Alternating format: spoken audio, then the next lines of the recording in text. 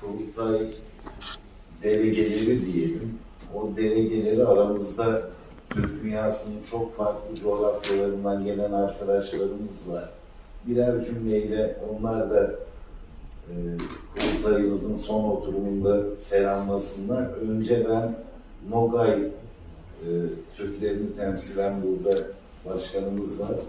Buyurun bir cümleyle.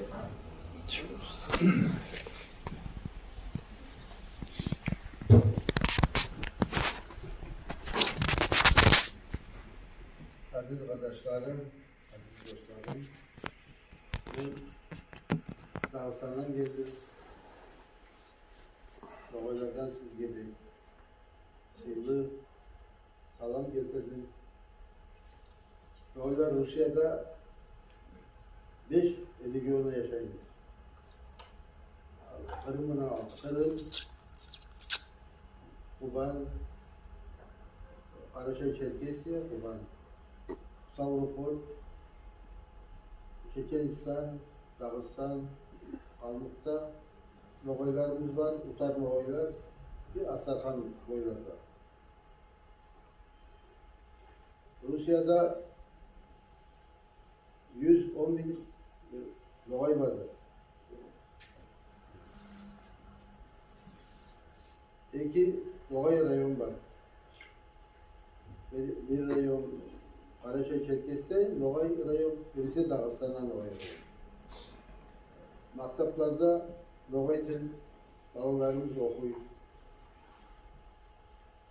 Bir yıl Rusya'nın Cumhurbaşkanı Prezidenti Putin zakon çıkar, zakonla o saldı.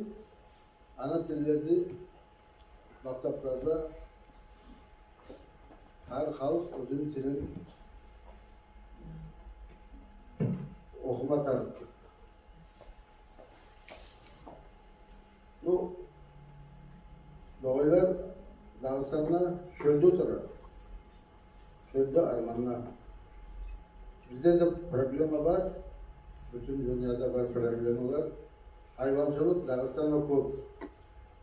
Dağıstan dağlarda, tavlarda yer az. Onu bütün hayvancılık Nogoy toprakta.